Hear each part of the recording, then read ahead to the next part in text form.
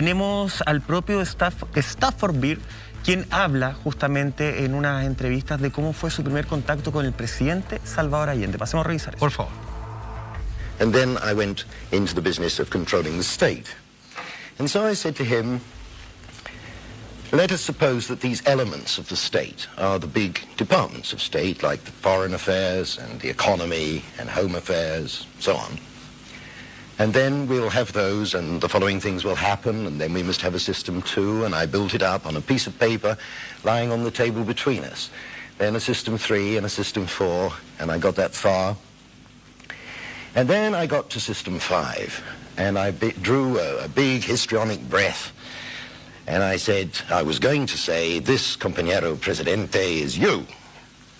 Before I could say it, he suddenly smiled very broadly, and he said, system five, at last, the people.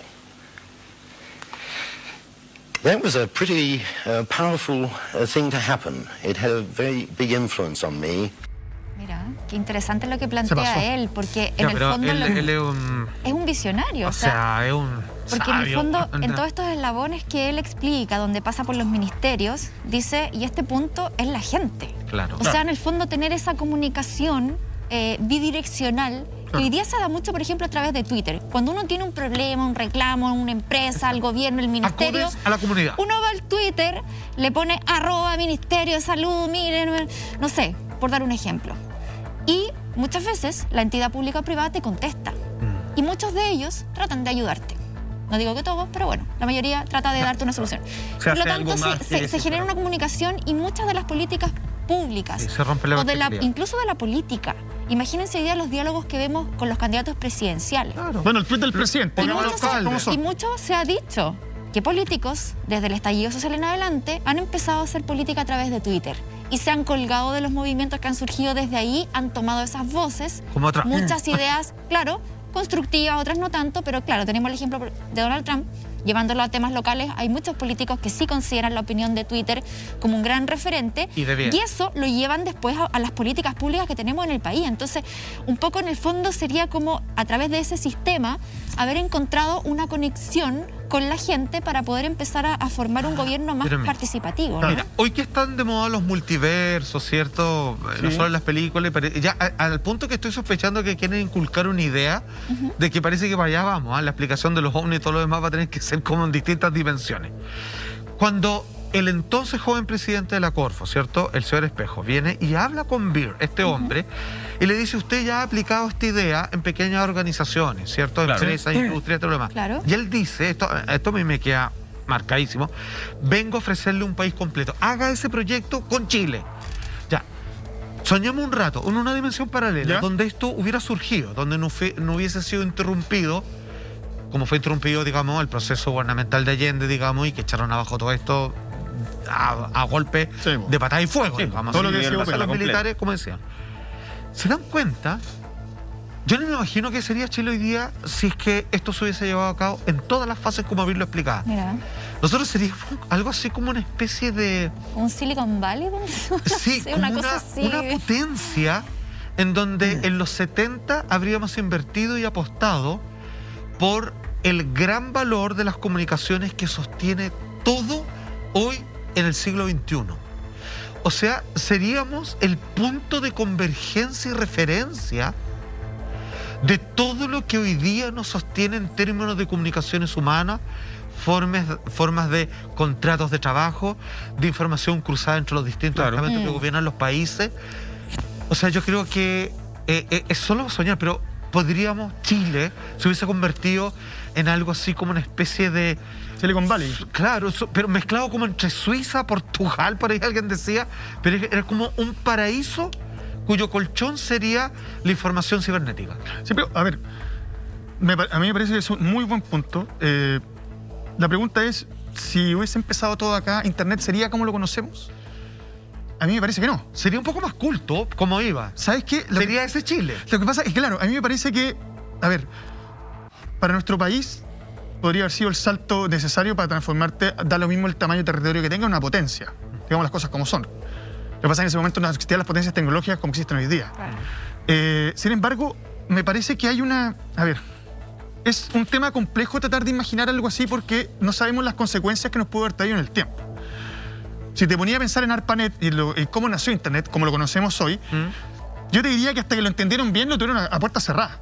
O sea, hasta que lo transformaron, mira... Sí, era de uso militar. Sí, no quiero que suene mal. Cuando se transforma en un elemento de entretención, Internet, y no en un tema de comunicación militar, y se abre en el fondo a los usuarios como nosotros, y digamos las cosas como son, y el porno reina para que Internet pueda transformarse en lo que lo conocemos, eso tuvo que estar en puertas cerradas durante décadas para poder entenderlo hasta que lo soltaron. Si nosotros somos el país piloto... A mí me da la impresión que se les escapó, ¿ah? Yo creo que porque también... les pasaron un medio a la gente, le pasaron una radio, le pasaron una tele. Claro, lo que pasa es que es muy difícil cuando tú lo tenías en cuatro paredes poder hacer la proyección real de lo que va a pasar. Esto es como la entretención. Tú no sabes lo que es entretenido hasta que la gente te dice que está entretenido. Claro. Sin embargo, y creo que es lo importante, yo no sé si es que esto estuviera abierto, por decir. Pongámoslo así. Empieza a funcionar 5, funciona a la perfección, va avanzando en sus fases y en un minuto empiezan a venir gente de otros países a ver cómo funciona esto. O sea, ningún país se hubiese querido quedar fuera de una tecnología como esta. Claro. Y es en ese momento cuando empiezan a venir ojos que son externos, donde empiezan a ver lo peligroso que puede ser para la soberanía de otros este tipo de herramientas tecnológicas. Entonces, insisto, me parece que es algo que como histórico suena bastante bien, es algo muy entretenido. Sin embargo, me parece que nosotros queremos medir lo importante que hubiese sido, como decíamos antes, como Silicon Valley. A mí no me cabe duda que hubiésemos sido el centro del planeta, pero sin saber las consecuencias que nos podría haber traído en el tiempo. Es como, imagínate, no estoy mirando menos en ningún Chile país. De los 70, sí, pero era otro chileno. Sí, pero perfecto, pero es que llévalo a otra forma. No quiero opinar en menos ningún país, pero imagínate un país muy pequeño. Uruguay. Fueran ellos los que tienen la bomba atómica y van los otros a mirar lo que tienen. Ya, pero... ¿Me entendí lo que trato de decirte? Sí. Uno tiene que tratar de ver, y perdóname, en un mundo de estamos en Guerra Fría, dividido, es algo que es complejo. A mí creo que tratar de visualizar lo que hubiese pasado, creo que las consecuencias han sido más negativas que positivas. Perdón lo negativo que ando, pero es la frustración que me tiene tomado hace un par de meses. Yo te entiendo perfecto esa lógica, pero también es una lógica que estamos analizando con todo el conocimiento que hoy día tenemos de Internet. Tú hablabas, en el fondo, le están entregando a las personas un medio de comunicación, sí, pero eso fue hoy día.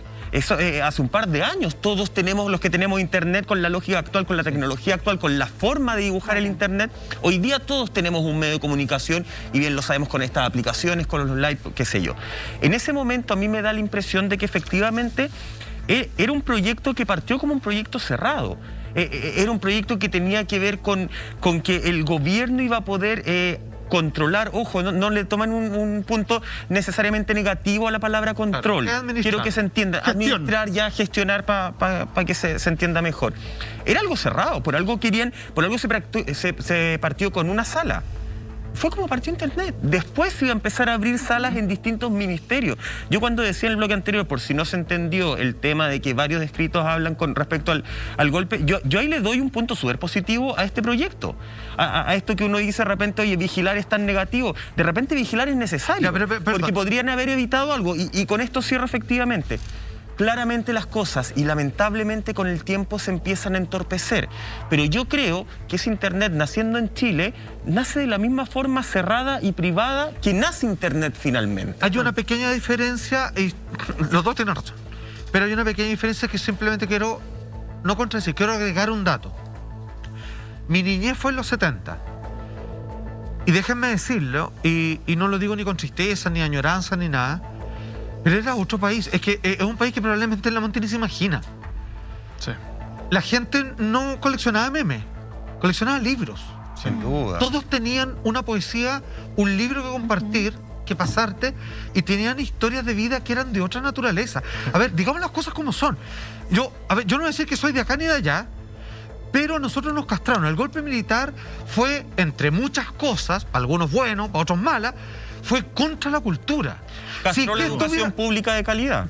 Si esto hubiera seguido, si eso que estamos viendo en pantalla hubiese existido en ese Chile, no estaríamos probablemente ocupando Internet, que era el último estamento que decía Vir, para buscar porno o cualquier cosa. Sería precisamente por un intercambio de carácter de ilustración humana.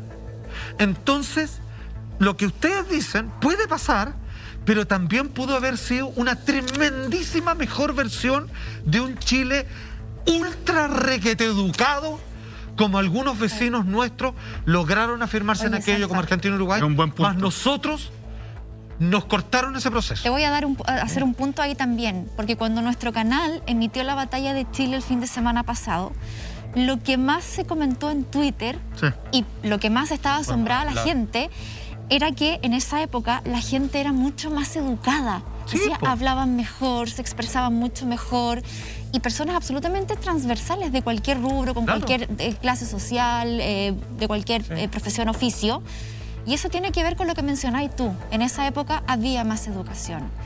Tras el golpe militar las Interés. cosas cambiaron. Las cosas Hay una educación de calidad. Cambió el modelo educacional, cambiaron un montón de cuestiones que hicieron obviamente empobrecer nuestra cultura, no solo en lo económico, sabemos que en los años 80, 90 era un Chile muy pobre, pero también en la cosa cultural, Sí. ¿cierto? En los intereses, las inclinaciones por gusto eran distintas. Sí, Porque por ahí eso me había acuerdo una de lo que inversión en la educación. Había mucha Imagínate gente que internet con en eso. esa discusión en redes sociales que a mí me parecía fenomenal empezar a leer las respuestas, porque había mucha gente que decía, oye, si la educación es de tanta calidad, ¿por qué la gente no iba a la universidad? O sea, mezclando de verdad ya peras con manzanas y entendiendo Claro. absolutamente nada. Ah. Bueno. Hay un hecho histórico que ahí existía una preocupación por la educación pública. Sí. Y efectivamente la gente que iba al colegio público de el sector más poniente de nuestra capital hablaba de la misma forma, se expresaba.